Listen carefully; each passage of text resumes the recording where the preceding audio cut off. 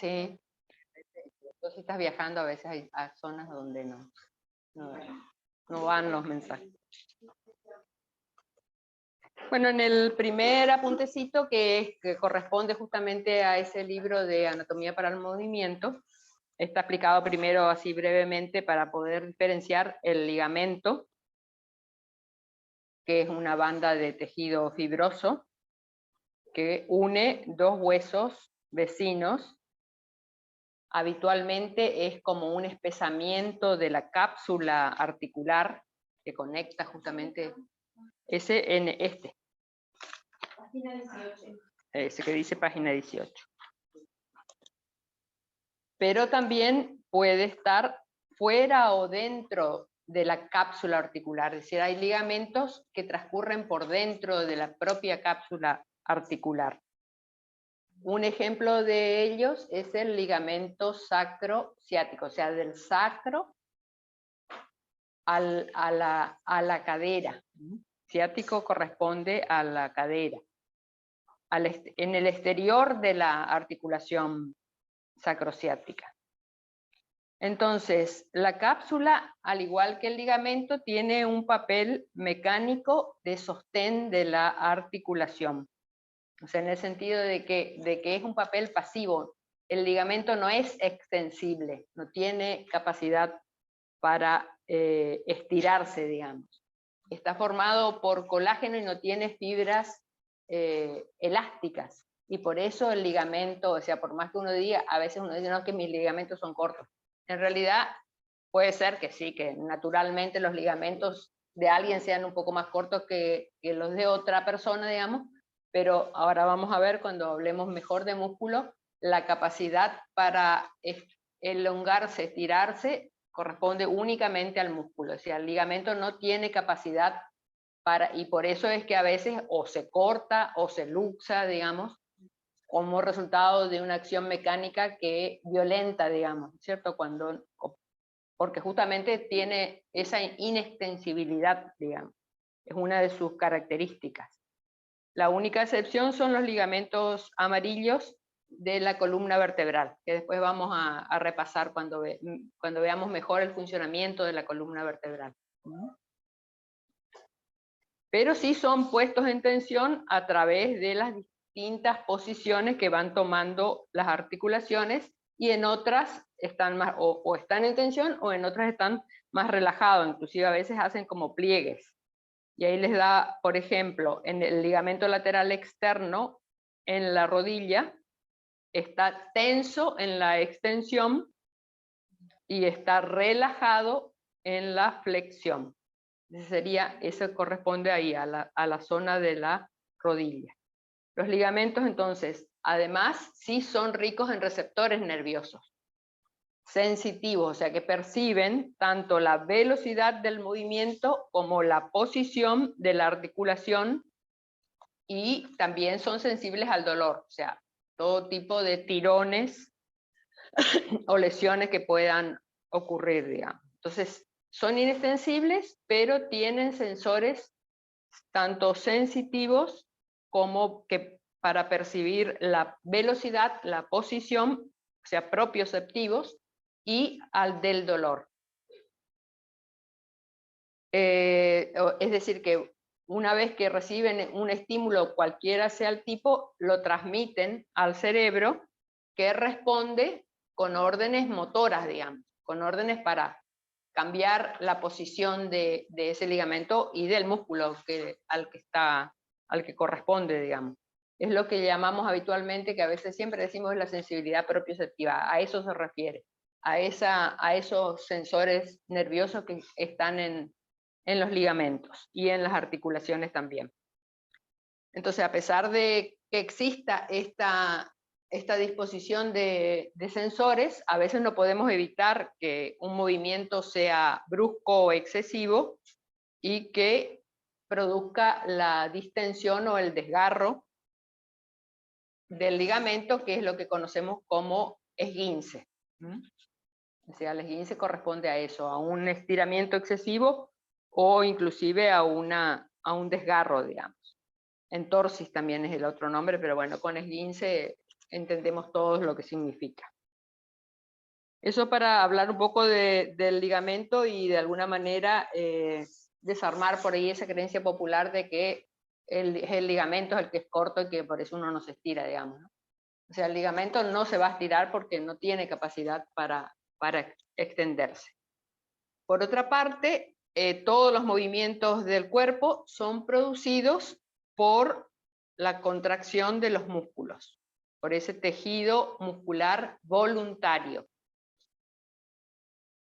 También tenemos músculos en otras zonas, digamos, que son los músculos que corresponden a las vísceras, que son músculos involuntarios, que no los vamos a tratar ahora. Hoy vamos a hablar casi exclusivamente de los músculos que llamamos estriados, que son los músculos voluntarios. ¿Por qué los llamamos estriados? Porque al microscopio tienen ese aspecto de estrías debido a esa disposición de las microfibrillas de actina y de miosina, que producen bandas más claras y bandas más oscuras, por eso se lo llama estriado. A su vez, entonces, después si miran, a lo mejor se ve mejor la disposición en esta figura que en la primera.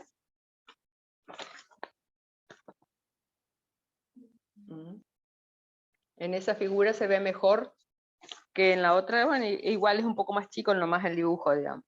Cómo están formados en su composición un músculo, un músculo cualquiera, digamos, un haz muscular, a veces lo llamamos, está a su vez compuesto por distintos pequeños haces, y dentro de cada haz, fibras, digamos. Estas, o sea, hay primarias, secundarias, etcétera, etcétera, digamos. Y terciarias también. Cada una de ellas está separada y a la vez unida, digamos, por otros planos de fibras de otro tipo, también colágenas y elásticas, que son las aponeurosis. Vamos a hablar mucho también de las aponeurosis, porque las aponeurosis, más allá de estar en la composición íntima de cada haz muscular, también interconectan, digamos, las distintas zonas musculares del cuerpo, digamos, ¿no? En algunos casos es esta justamente la aponeurosis que envuelve todo el músculo, la que se prolonga formando el cordón fibroso que corresponde al ligamento de ese músculo, digamos. Esa es la que envuelve todo, digamos. Entonces, a veces son tipo solo ligamentos y a veces son más tipo láminas. También pueden ser. Cada fibra muscular, entonces, en el interior está formada por células, ¿no es cierto? Que son las células del músculo, musculares, o las miofibrillas. Mio siempre se refiere a músculo, es el término, el prefijo, digamos, para indicar mio, o sea, por eso a veces miofibrillas, a veces cuando se habla del corazón se dice miocardio, porque se refiere justamente al músculo cardíaco, digamos. Entonces, en su composición más íntima de cada miofibrilla, tiene una parte central que es el elemento contráctil, o sea, tiene toda una dotación, como es una célula, toda una dotación de todas las organelas, núcleo, todo lo que necesita una célula para funcionar. Y en su parte central es donde está el complejo proteico que permite la contracción y la relajación, digamos. Que la llamamos en su conjunto sarcómera, esa unidad contráctil que está dentro de cada una de las miofibrillas o células musculares, se denomina la sarcómera. Entonces dijimos, tiene un aspecto estriado y por eso al músculo voluntario lo llamamos músculo estriado. Y ¿por qué está constituido por bandas más claras y bandas más oscuras? Si las vemos bajo el microscopio, vamos a poder observar que las bandas oscuras tienen filamentos más espesos, digamos, y por eso se ven más oscuras, digamos, y más abultados en el medio. Y esos elementos más espesos y abultados en el medio Están formados por la proteína, una proteína que se llama miosina. Mio, de nuevo encontramos la partícula que significa músculo, digamos. Y las bandas claras por otros filamentos más delgados, que están unidos a los primeros por una parte central que es como una banda, digamos. Estos elementos estas fibras más delgadas se denominan actina. En reposo, los ligamentos de actina y los de miosina están, es como si estuvieran así, y cuando se produce la contracción se interpenetran, digamos. Acá estarían las bandas laterales. Entonces los elementos contráctiles lo que hacen es, en la contracción, se interpenetran entre sí y entonces acortan la longitud del músculo. Eso transmitido a cada una de las miofibrillas que componen el haz muscular. Como resultado producen la contracción del músculo y el acortamiento, digamos. O sea, tiran desde los extremos, una tras otra, digamos, y acortan el músculo. Y eso es lo que llamamos la contracción, en su conjunto la contracción muscular. Entonces, en general, también después lo vamos a ver un poco más específicamente, a veces denominamos para...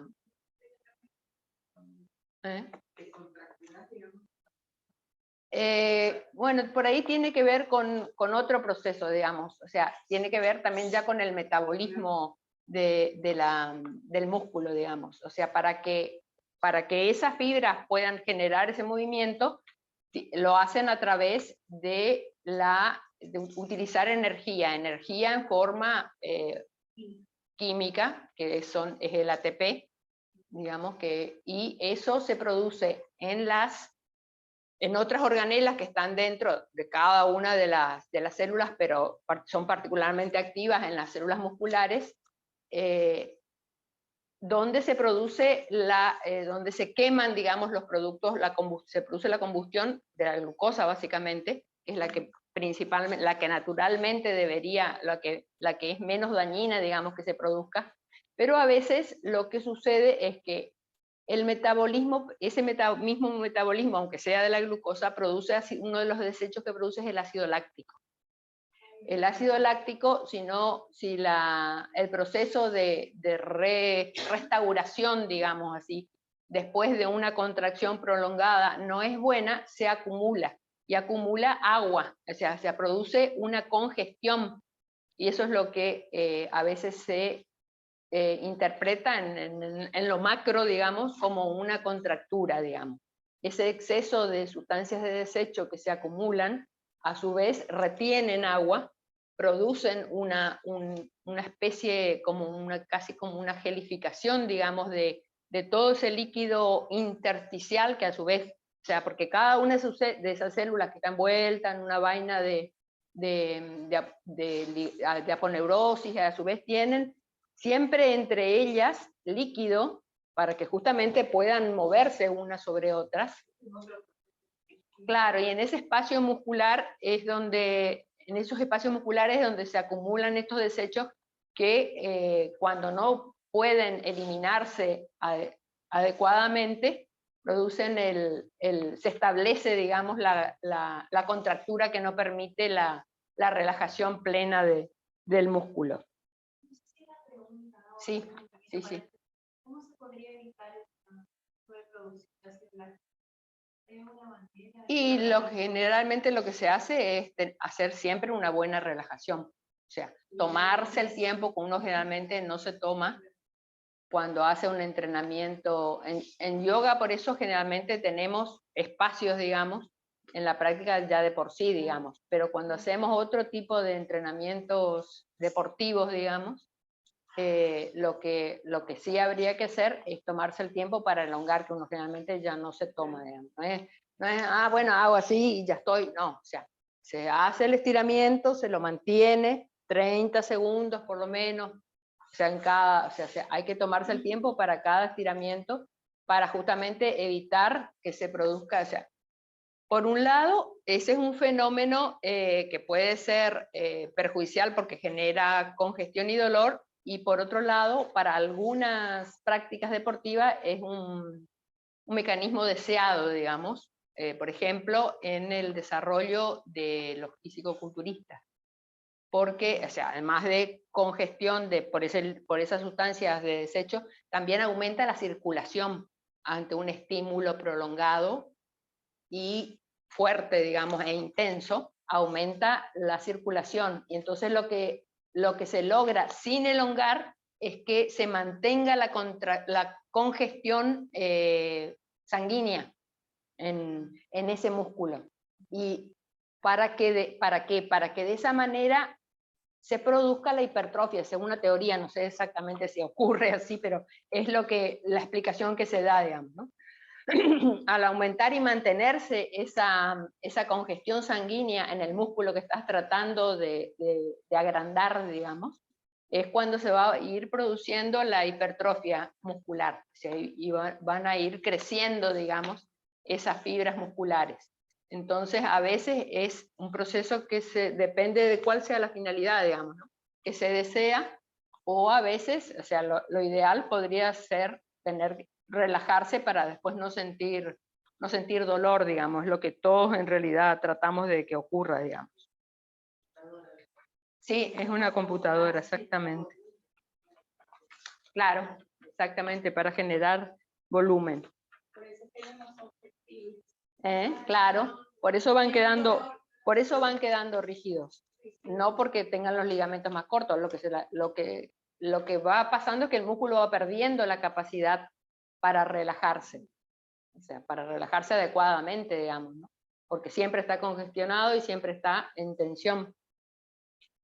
Vamos a leer un poco la función y después revisamos un poco mejor cada una de las estructuras, porque si no se vuelve medio árido, digamos. Lo que principalmente tienen que saber es eso, músculo estriado. ¿Por qué? Porque cada miofibrilla, que es una célula, tiene en la parte central de la célula ese complejo de actina y de miosina, que se acortan porque se interpenetran, digamos, cuando se produce el estímulo de la contracción muscular. Entonces acortan cada una de las miofibrillas y eso al conjunto de todo el músculo también. Eso es lo que más tienen que incorporar, digamos. Entonces, ¿cuál es la función del músculo como tejido y en cada uno de nosotros? También se le llama esquelético, digamos. Esquelético, ¿por qué? Porque está unido a los huesos y es el que mueve los huesos, digamos. Los huesos no tienen capacidad para moverse por sí solos. Entonces necesitan de la acción de los músculos para moverse. Por eso también se lo llama sistema muscular esquelético al muscular estriado o voluntario.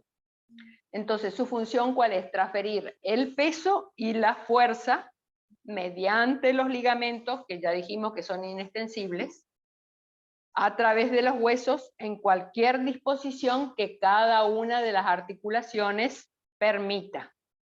Entonces, ¿cuál es la función de los músculos?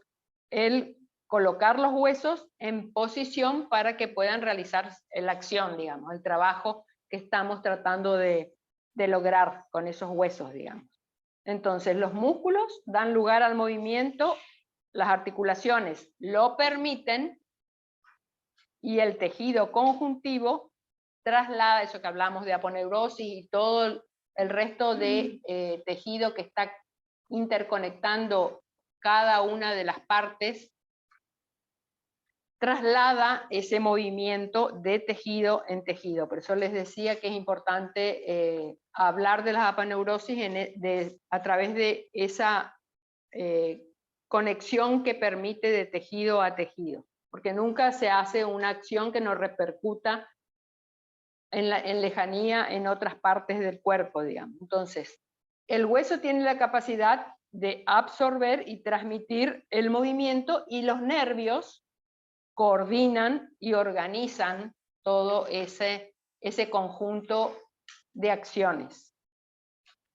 Es decir, cada uno de los músculos que se van a mover, después vamos a hablar un poco más de lo que es la placa neuromuscular, cuando hablemos de tejido nervioso, pero cada uno de los músculos tiene una terminación nerviosa que se llama placa neuromuscular, que es la que, por un lado, ya dijimos, en los ligamentos principalmente están los sensores propioceptivos que indican la posición del cuerpo, que indican las sensaciones en su conjunto, y que son las que mandan los estímulos al cerebro, y el cerebro, como responde, a través de una señal a esa placa neuromuscular que hace que el músculo se contraiga para responder al estímulo que recibió y moverse, ya sea para alejarse, para acercarse, para lo que sea necesario de él. Entonces, todos los músculos colaboran entre sí en una gran matriz de opciones potenciales, digamos. Esta matriz afecta a todas las articulaciones del cuerpo, es decir, no trabaja, ningún músculo trabaja aisladamente, y sin el soporte, y otro término que también tenemos que tener en cuenta es la modulación de otros músculos, porque entonces ahí cuando hablamos de modulación de otros músculos, después más adelante vamos a hablar de músculos agonistas y músculos antagonistas. O sea, cada músculo entonces tenemos que tener en claro, tiene un efecto sobre todos los demás, tanto si son cercanos como si están lejanos. Bueno, hay ahí desarrollado después lo podemos hacer, un experimento, dice, nos tumbamos de espalda, abrimos los brazos a los lados a un nivel cómodo, con las palmas hacia arriba, con las piernas flexionadas o extendidas. Es como podemos hacerlo en Shavasana, cuando hagamos la relajación podemos experimentarlo, y sentir, haciendo un movimiento muy pequeño, tal vez solamente de un dedo de la mano, y sentir cómo se activan también a través del único movimiento de un dedo de la mano los músculos del antebrazo, por ejemplo. Y de allí hacia los hombros y hacia la espalda y el cuello. O sea, los músculos hasta de la columna vertebral responden al movimiento de los dedos. Eso lo podemos experimentar, no lo vamos a afirmar hasta que no lo sintamos, digamos, ¿no? Y también en relación a los músculos de la cara, los que movilizan la mandíbula, los de los pies. Es decir, que tenemos que liberar para que el movimiento pueda desplazarse con facilidad a través del cuerpo todas esas otras estructuras que lo ligan, digamos, que son las aponeurosis. Por eso a veces cuando tenemos una contractura en un lugar, justamente no se limita a restringirnos el movimiento en ese lugar, sino que se transmite a otras zonas del cuerpo, a través de esa interconexión que tienen todo nuestro cuerpo a través de los músculos. O sea, algunas cosas que no son ciertas respecto a los músculos, es esa. Una es esa, que los músculos no actúan como unidades diferenciadas. Si los músculos actúan como unidades diferenciadas, no es cierto. En todos los cuerpos los mismos músculos producen la misma acción, tampoco es cierto, digamos. Otra, que cuanto más tono tenga un músculo, mejor puede funcionar, no es cierto tampoco. Que los músculos siempre se relacionan entre sí de la misma manera, no es cierto. Y que existe una serie correcta de músculos para ejecutar cualquier movimiento, también es una falacia, digamos. Todas estas son falacias respecto al movimiento muscular. O sea que no es cierto. O sea, a veces nosotros decimos o pensamos en los músculos como unidades diferentes, o que para realizar un mismo movimiento todos los cuerpos combinan los mismos músculos, tampoco es cierto eso. Puede ser una combinación, exactamente. Y que el tono un tono más alto del músculo haga que tu músculo funcione mejor, tampoco es real, porque a veces, bueno, después vamos a hablar de lo que es tono muscular y ahí lo van a comprender tal vez mejor. También tampoco se relacionan entre sí de la misma manera, y ya dijimos cómo era el funcionamiento básico de los músculos. Entonces, constituido por el tejido muscular en sí, el tejido conjuntivo, los nervios y los vasos sanguíneos. Eso sería el conjunto que conforma un tejido muscular activo, digamos, que funcione. El tejido muscular mismo posee la capacidad de contraerse y generar el movimiento. El tejido conjuntivo conecta, comunica la potencia de esa contracción a todas las otras estructuras a los que el músculo esté conectado. Y también a veces nosotros lo pensamos solo a los huesos, pero no, también a la piel, a los órganos internos, a los que está unido a través de ese tejido conjuntivo, digamos. Los nervios, ¿qué hacen? Indican al músculo cuándo activarse. Era lo que hablábamos de cómo es la transmisión del impulso nervioso desde un primer estímulo que se origina en los propioceptores, y luego el cerebro indica al músculo cómo y cuándo contraerse, digamos, por cuánto tiempo y a qué intensidad también. Y los vasos sanguíneos que tienen que proporcionar permanentemente la nutrición al tejido muscular, llámese no solamente nutrición en el sentido de componentes proteicos o la glucosa, sino fundamentalmente el oxígeno, para que la combustión de la glucosa que se realiza dentro de las organelas sea posible, digamos. Entonces, hay tres tipos, dijimos, el que nos interesa, que estamos estudiando principalmente para la anatomía del yoga, es el músculo estriado o esquelético, y luego tenemos el músculo cardíaco, que también es estriado, y el músculo liso. La musculatura esquelética la llamamos justamente así porque se inserta en los huesos y da lugar al movimiento de la articulación, a través de la articulación. Entonces, ya dijimos, están compuestos, son estriados porque tienen fibras claras y fibras oscuras que le dan esa apariencia, y están controlados por la porción somática del sistema nervioso.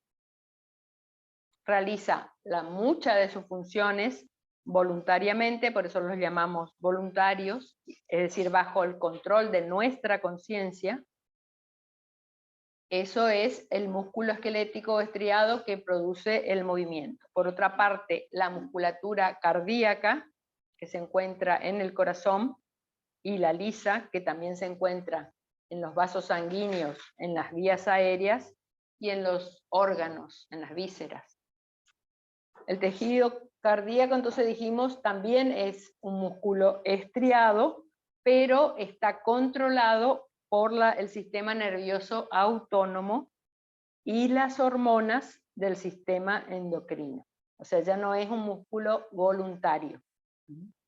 Y la musculatura lisa o no estriada, que compone entonces principalmente la estructura de los vasos sanguíneos y de las vísceras, también es controlada por el sistema nervioso autónomo y por el sistema endocrino. Entonces, el sistema muscular esquelético, que corresponde a los músculos voluntarios, para resumir, está controlada por la parte somática del sistema nervioso central. Y es voluntario. Exactamente. La musculatura cardíaca y la lisa está controlada por el sistema nervioso autónomo y por la secreción hormonal de las glándulas endocrinas, que también después en un momento las vamos a dar un repaso así, sin profundizar demasiado, pero para ir comprendiendo cómo es justamente esa regulación. Entonces, cada fibra muscular o cada tejido muscular está compuesto por haces de fascículos, los cuales a su vez están formados por haces de fibras musculares, que son las células musculares. Dentro de cada una de esas hay haces de miofibrillas o miofilamentos. O sea, hay, sí. Es glandular. Endocrino es glandular. El de las glándulas de secreción interna. Que después también vamos a ver que está dispuesto, digamos, en distintos estratos, digamos, desde las que comandan, digamos, a las endocrinas, que son las que ejecutan finalmente la producción hormonal que va a cada uno de los órganos, que son la hipófisis y la glándula pineal principalmente, que son las que producen los reguladores de cada una de las glándulas que están ubicadas en otras partes del cuerpo, como por ejemplo las tiroides, el timo, por ejemplo. O sea, el páncreas tiene una parte que es exocrina, es decir, que produce sustancias que están destinadas a la digestión, y otra parte que tiene funciones endocrinas, que produce la insulina, por ejemplo, y el glucagón, que es el antagonista de la insulina, digamos. Las dos hormonas se producen en el páncreas. O sea, es como si fueran los órganos blancos, no, los que producen la hormona que va al órgano blanco, digamos. O sea, se especializan después, pero a su vez, desde el control central en el cerebro, están la hormona estimulante de la tiroides. Esa es la que a veces nos miden cuando hacemos un estudio de tiroides. Es la TSH, que controla la producción de tiroxina, ya sea de T4, de T3, de todas las hormonas tiroides. Así en los distintos niveles, digamos. Después ahí también están en la producción de la neurohipófisis y de la hipófisis las estimulantes de los ovarios, o sea, lo que se llaman las gonadotrofinas hipofisarias, la oxitocina, la prolactina, la somatotrofina, que tiene que ver con el crecimiento. O sea, bueno, es otro tema. Vamos a seguir con el músculo por ahora. Ajá. Sí.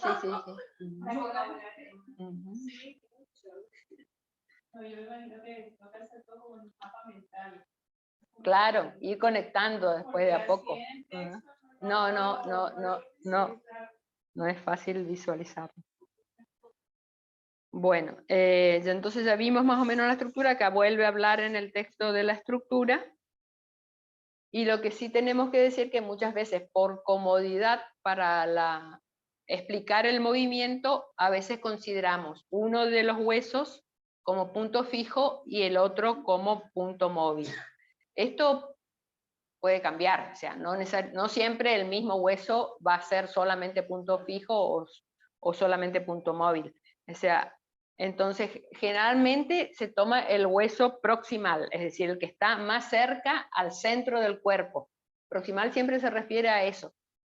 Distal es que está más alejado del centro del cuerpo, tanto del eje central, llámase columna vertebral, como del centro de la gravedad del cuerpo, digamos, ¿no? O sea, a eso se refiere cuando se habla de distal o de proximal. Proximal es todo lo que está más cerca del centro del cuerpo, distal es todo lo que está más lejos del cuerpo. Entonces, generalmente se toma como punto fijo al hueso proximal, al que está más cerca del cuerpo, y como punto móvil al hueso distal. Por ejemplo, el músculo glúteo mediano, que va del hueso ilíaco al fémur, si el ilíaco es el punto fijo de la cadera, produce la elevación lateral del fémur.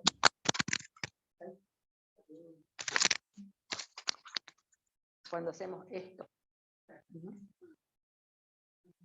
Ahí esa es una acción del glúteo mediano en que permanece fijo el hueso ilíaco y se mueve el fémur. Entonces el punto fijo sería el hueso ilíaco y el punto móvil o hueso móvil sería el fémur.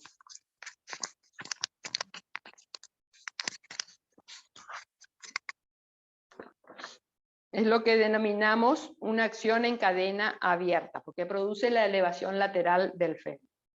Pero puede ocurrir lo contrario. Si estamos apoyados sobre el pie, el fémur está fijo y queremos mover la cadera, el hueso distal se convierte en el punto fijo y el proximal en el punto móvil. Es decir, la pelvis va a realizar una inclinación lateral sobre el fémur.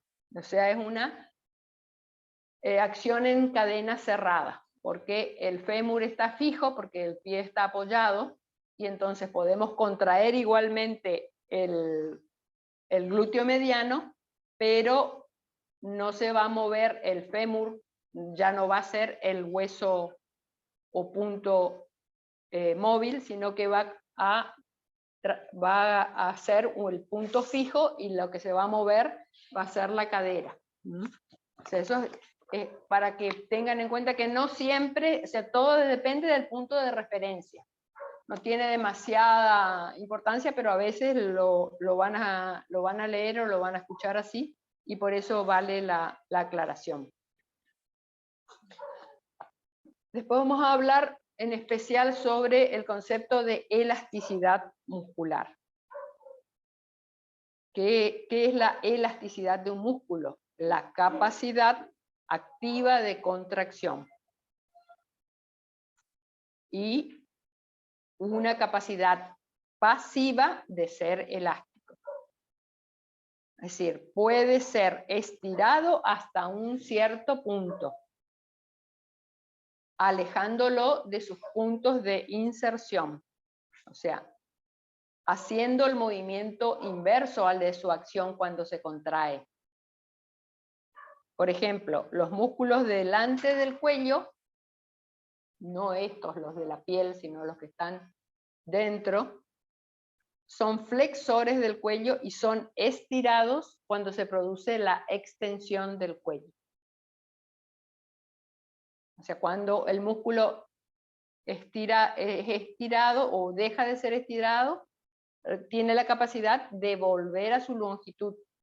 Esa sería más o menos la definición de la elasticidad. O sea, por un lado tiene una capacidad activa, que es activa de contraerse y acortarse, para producir el movimiento, para generar el movimiento entre los extremos de los dos huesos a los que están unidos, más otras cadenas musculares que se van generando, ¿no es cierto? Y por otra parte tiene la posibilidad pasiva de ser elástico, de estirarse. O sea, ahí no depende de una acción de las miofibrillas, a eso se refiere con posibilidad pasiva de ser elástico. Se puede estirar hasta un cierto punto, digamos. También podemos ver músculos de diferentes formas. Algunos de ellos se le llaman vientres musculares o usos o cabezas. Por ejemplo, uno que siempre nombramos, el bíceps. El bíceps tiene dos cabezas, por eso bi tiene dos cabezas o vientres musculares. El tríceps tiene tres cabezas o vientres musculares. El cuádriceps tiene cuatro cabezas o vientres musculares. Y se unen al hueso también de distinta manera. Algunos ya dijimos directamente por fibras carnosas, en una inserción ancha. Por ejemplo, eso más que nada se ve en los músculos de la espalda, los que están en relación al omóplato o a la escápula, tienen inserciones amplias, digamos, no tienen un ligamento que va atravesando o uniendo la articulación de un hueso a otro, sino que tienen una inserción, digamos, si esta es la escápula, todo acá pegadito está la unión del músculo escapular, subescapular, digamos, ¿cierto? Hace una inserción ancha, no necesariamente a través de un solo ligamento, a eso nos queremos referir cuando decimos que las inserciones son diferentes.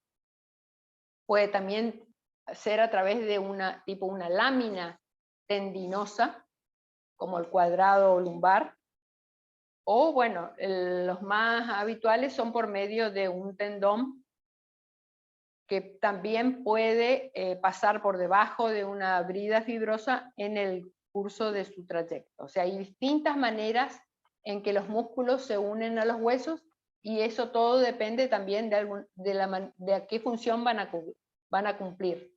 Están diseñados para que justamente puedan cumplir la función de movimiento que nosotros estamos tratando de realizar. También acá hay una cuestión de nomenclatura. La inserción proximal del músculo se llama origen y la inserción distal del músculo se llama terminación. Por ejemplo, el psoas, que muchas veces hablamos, tiene su origen en la columna vertebral, en las 3 vértebras de la zona lumbar, y la terminación en el fémur. A su vez, el músculo puede tener más de un origen. Un ejemplo, el flexor común superficial de los dedos. Nace en el cúbito y en el radio, o sea, tiene una doble inserción. Y varias terminaciones, porque justamente se llama flexor común de los dedos. O sea, tiene 2 orígenes y múltiples terminaciones, porque va unido a cada uno de los dedos de la mano. Eso, hablando del flexor, no, eso no hace falta que sepan, es para que vean los distintos ejemplos nada más, de cómo a veces se dispone la inserción de los músculos de distinta manera. También tienen distintas formas, digamos. Hay, así como veíamos a veces en los huesos, hay músculos que son más bien planos, por ejemplo el trapecio. Las fibras están dispuestas en forma de abanico. Por otro lado tenemos los músculos espinales, que son cortos y dispuestos en pequeños haces a lo largo de la columna vertebral. Y por otra parte, que ya lo nombramos, al bíceps braquial, que tiene una forma de usos largos. Entonces pueden ser cortos, pueden ser planos, pueden ser usos largos. O sea, hay distintas, entonces también, así como hay distintas formas de huesos, hay distintas formas de músculos. Y nos tenemos que aprender eso, por ejemplo, qué tipo de forma tiene cada músculo. No, después vamos a hacer una repasada de alguna musculatura en especial para entender el funcionamiento de la columna vertebral, por ejemplo, pero no vamos a ir músculo por músculo porque no tiene mucho sentido, digamos, ¿no? Saber el nombre exacto de cada músculo. Si estuviéramos estudiando kinesiología, sí, pero a nosotros lo que más nos interesa es desde el punto de vista, o sea, por eso se llama anatomía del yoga, desde el punto de vista del yoga, digamos. Ahora sí vamos a esperar un minuto a Liliana, así hablamos de la contracción muscular, que eso sí es importante para el tipo de movimiento que se genera y se mantiene en el yoga. Y la relación. Y las posturas, ¿no? Por ejemplo, qué musculatura está trabajando. Claro, qué músculo está trabajando y qué pasa en ese momento en que estamos, ya sea en el armado, en el mantenimiento y en el desarmado, en los distintos momentos de una postura. Entonces ya habíamos visto, así medio, yo les había comentado medio rápidamente que en general la mayoría de los músculos, no todos, pero la mayoría de los músculos funcionan en pares, para permitir, por un lado, la flexión y por otro, la extensión activa de la articulación a las que están unidos, digamos. Entonces, cuando uno se contrae y se acorta, el otro se relaja y se alarga. Sí, la contrapostura es para relajar. Sí. Entonces, en el Hatha Yoga, cuando estiramos nos concentramos principalmente en los músculos que se estiran, aunque sea como resultado de otro músculo que se está contrayendo. O sea, en la práctica del yoga, las contracciones musculares se pueden distinguir en isotónicas e isométricas. ¿Qué es una contracción muscular isotónica? Más o menos, iso siempre es una partícula que quiere decir igual, y tónica se refiere justamente a eso, al tono. Entonces, la contracción del músculo para generar un movimiento que a su vez puede ser excéntrico o concéntrico. Eso también es importante porque nosotros pensamos que esa contracción muscular isotónica solamente va a acercar los extremos de los huesos a los que está unido, y puede no ser así. Digamos, la contracción puede generar un alejamiento, o sea, ser excéntrico de los extremos del músculo. En la contracción concéntrica, o sea, la que acerca los extremos distal y terminal de un hueso, de los huesos, las fibras musculares se contraen y generan una fuerza mayor que la resistencia existente. O sea, cada parte del cuerpo tiene una resistencia por su propia masa, digamos, al movimiento. Cuando la contracción es concéntrica, las fibras musculares se contraen con una fuerza tal que supera a la resistencia que encuentra, de manera que los extremos del músculo se deslizan el uno hacia el otro y el músculo se acorta. Esa sería la definición de contracción concéntrica. Por otra parte, en la contracción excéntrica, las fibras musculares se contraen también, pero como generan menor fuerza que la resistencia que encuentran, el músculo en realidad se alarga. Es decir, hay contracción muscular, hay músculo activo, aunque haya estiramiento. Eso también tenemos que entender. No necesariamente el estiramiento se va a producir solo en la relajación.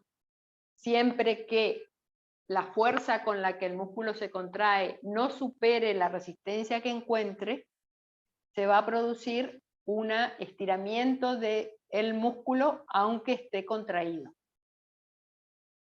O sea, la contracción no significa necesariamente que el músculo se va a cortar y que va a acercar los dos extremos. Depende de la potencia con la que se contraiga.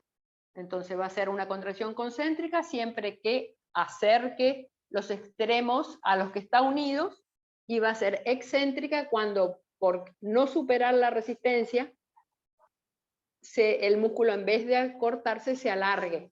Porque, por ejemplo, los huesos tienen su peso, y también la relación con la gravedad, por ejemplo, a eso se refiere cuando habla de la resistencia que va a encontrar el músculo, digamos. Por un lado al peso, o si además estamos sujetando un peso extra, por ejemplo, puede ocurrir que no lleguemos con la potencia del músculo a superar esa resistencia que nos opone ese peso extra, ya sea propio peso del cuerpo, peso extra, fuerza de gravedad, llamémosle también. Entonces, en vez de acortarse, se va a alargar. Es como que no quiere decir que no esté contraído, no quiere decir que esté relajado el músculo. Va a estar contrayéndose, pero el resultado final va a ser un alargamiento. Claro, no necesariamente. Claro. Ajá. Claro. También se contrae. Y además, ¿por qué? Porque ahora vamos a hablar de los reguladores, o sea, de esos pares, digamos, del agonista y del antagonista, o sea, el que hace la acción y el que regula la acción. Bueno, eso es en cuanto a la contracción isotónica, es decir, como de campanita. Entonces eso se refiere a los tipos de contracción isotónica. Por otro lado, la contracción muscular isométrica. ¿Qué pasa? Las fibras se contraen, pero generan la misma cantidad de fuerza que la resistencia que existe. Entonces los extremos de los músculos ni se separan ni se acercan. Y la longitud del músculo no cambia. Eso pasa justamente cuando mantenemos la postura. O sea, no quedamos relajados totalmente, pero sí quedamos con el músculo en una contracción isométrica. Ya no se mueven uno respecto al otro, digamos, los extremos de ese músculo.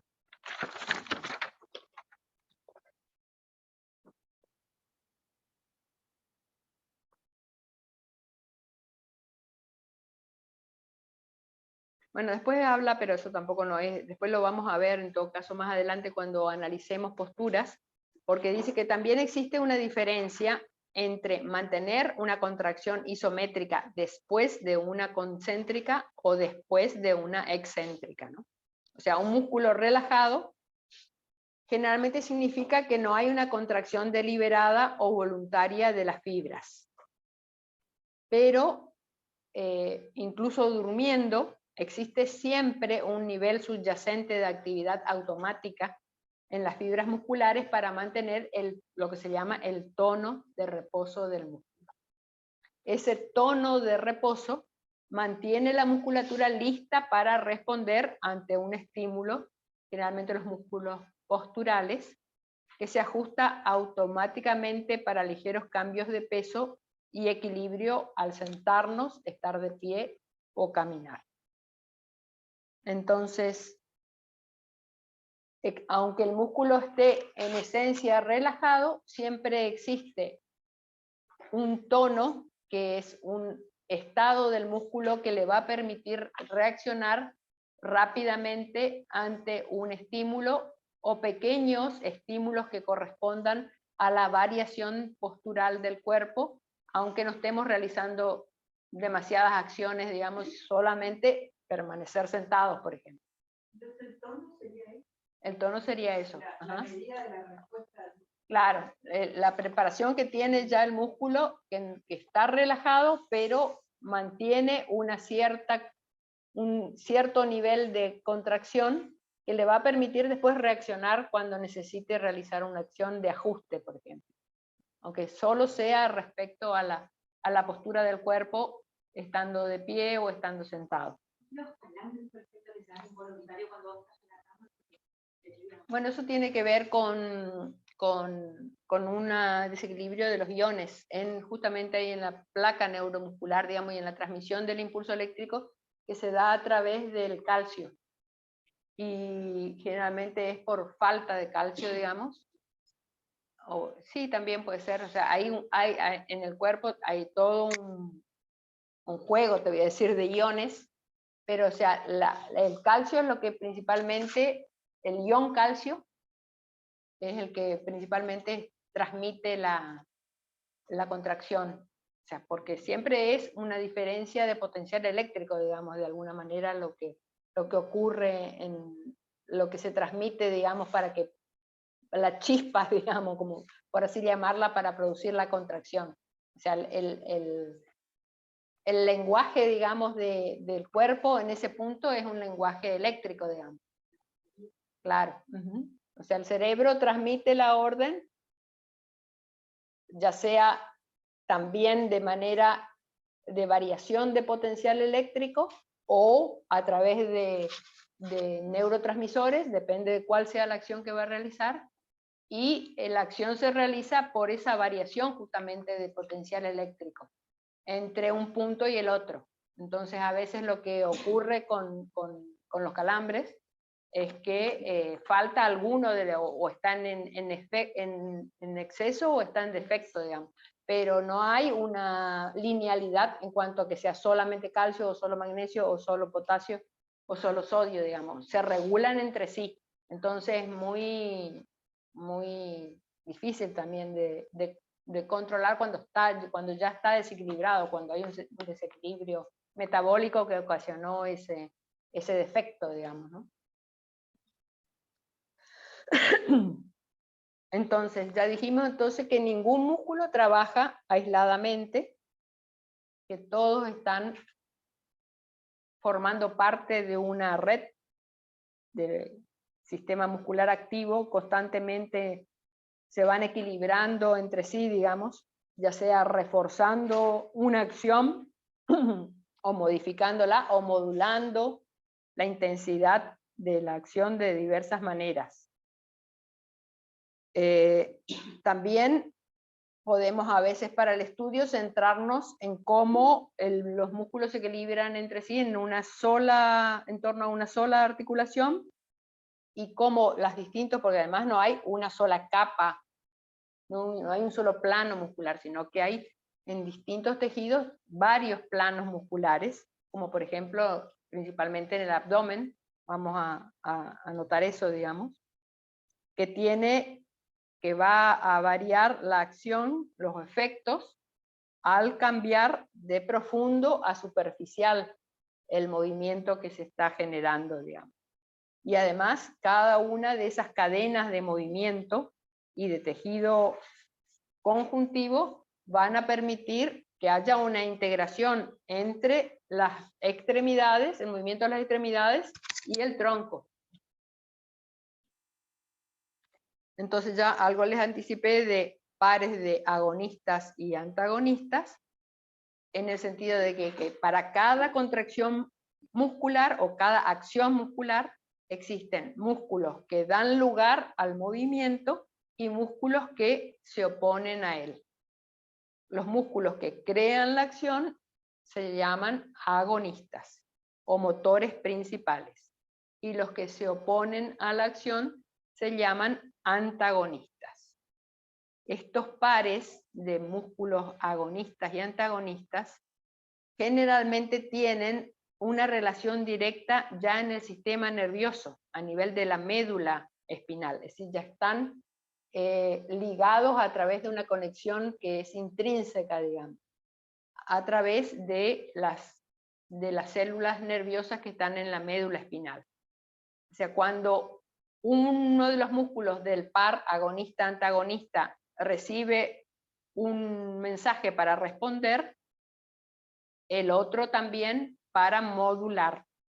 Entonces, esto se llama inervación o inhibición. Ahí está mal, le falta, está mal, es que sí, tiene que decir inervación o inhibición recíproca.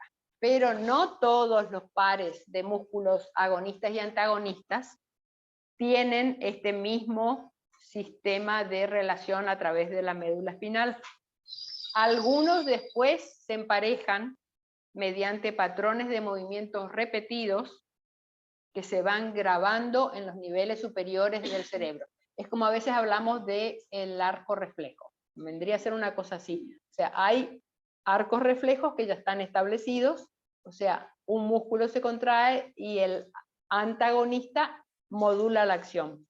Hay otros que se desarrollan a través de la repetición, otros pares de agonistas y antagonistas que se van desarrollando a través de la repetición del movimiento y ya no se conectan a nivel de la médula espinal, sino a través de los centros motores del sistema nervioso central, digamos, del cerebro. O sea, por eso a veces cuando se habla de hábitos motores complejos se refiere principalmente a eso, y por eso es más difícil aprender algunos hábitos motores complejos en la edad adulta que en la niñez, digamos, cuando uno está muy permeable a todos los cambios y se da muy fácilmente ese cambio, por ejemplo, el andar en bicicleta. Es muy difícil, o más difícil, aprender a andar en bicicleta en la edad adulta que en la niñez, porque uno le va a costar más desarrollar ese hábito motor complejo que en la niñez, en que está todo más permeable, digamos, al cambio. Entonces, ese tipo de acciones de alguna manera reflejas, que hacen que nosotros desarrollemos unas habilidades que no estaban preprogramadas, digamos, en nuestra estructura nerviosa y muscular, es más fácil aprenderlas bien cuando se es niño, por una razón obvia, digamos. Claro, sí, sí, y todas las acciones motoras complejas, digamos, el nadar, o sea, existen miles de ejemplos, digamos, ¿no? Donde después se van incorporando y ya una vez que están, como ya se establece esa relación entre músculos que actúan y músculos que modulan, se establece a nivel central, ya no se olvidan, digamos. O sea, puede ser que después, si pasaron, no sé, 20 años que uno no anda en bicicleta, le va a costar un poco retomar, pero va a saber cómo tiene que hacer. La manera de conectar esa musculatura para mantener el equilibrio, digamos. Ya no va a ser una tarea imposible, porque lo va a tener aprendido ya. Igual, claro, exactamente. Claro, determinados movimientos gimnásticos, determinadas coordinaciones para realizar. Claro, es que es realmente así. O sea, algunas que ya vienen predeterminadas, digamos, que son arcos reflejos que solamente van de la médula espinal al músculo, y otras que nosotros tenemos que establecer activando los centros cerebrales motores, digamos. Entonces, a ver, hay un ejemplo acá. Cuando el brazo está extendido lateralmente paralelo al suelo y el codo flexionado de manera que la mano se mueve hacia el hombro, en la primera parte del movimiento, colocar el antebrazo perpendicular al suelo. El tríceps braquial es un antagonista del bíceps braquial. O sea, el que se contrae principalmente es el bíceps y el tríceps modula la acción para atraer entonces la mano hacia el hombro. En la segunda parte del movimiento, desplazar el antebrazo de la posición perpendicular hasta el hombro. El tríceps braquial es el agonista y el bíceps es el antagonista. O sea, puede diferenciarse bien. O sea, en la primera parte se tiene que contraer el bíceps y el que modula es el tríceps. Y en la segunda parte del movimiento es el tríceps el que hace la acción de acercar el antebrazo a través de la mano al hombro, y el que modula es el bíceps. Ese es un ejemplo, digamos, de cómo puede cambiar la relación, porque el tríceps braquial es agonista y porque actúa excéntricamente. Eso también cuando hablábamos de los diferentes movimientos. Los músculos que soportan y modulan la acción de los músculos agonistas y antagonistas se denominan sinérgicos. Eso también van a escuchar bastante, la sinergia, digamos, ¿no? ¿De qué manera? O sea, ¿qué significa eso? Que actúan para reducir al mínimo el exceso de movimiento en una articulación y para estabilizar parte del cuerpo a fin de soportar el movimiento en otra. Ese es el sentido de la sinergia, digamos. O sea, cuando los sinérgicos actúan para estabilizar una parte del cuerpo respecto a otra que se está moviendo, también a veces se pueden denominar músculos fijadores. Otra posibilidad de emplear el término sinérgico es todo un conjunto de músculos que se combinan para crear una acción. Los músculos entonces sinérgicos son fundamentales para mantener el equilibrio en un espacio y para la salud de la articulación también, digamos, para no permitir que se hagan movimientos extremos que terminen dañando a la articulación. Ese es el sentido de diferenciar musculatura sinérgica o acción sinérgica de los músculos.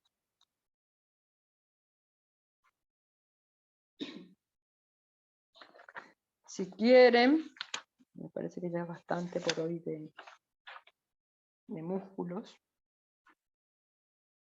Podemos dejar acá y después continuamos con músculos monoarticulares, poliarticulares, etcétera, etcétera. Y damos un poco repasamos un poco el trabajo práctico de filosofía para no avanzar demasiado tampoco con eso, y ir fijando un poquito algunos conceptos, y después voy a también a a mandarles en todo caso en la semana, no, ahora para las vacaciones, no, después de las vacaciones, un trabajo práctico para hacer algo más, y ir fijando algunos conceptos fundamentales de anatomía, que es lo que por ahí más cuesta. Sí. Entonces después continuamos con el sistema muscular, todavía nos va a quedar pendiente, pero prefiero que hagamos un repaso de algunos conceptos. ¿Querés? Hacemos un paréntesis para que tomen, claro.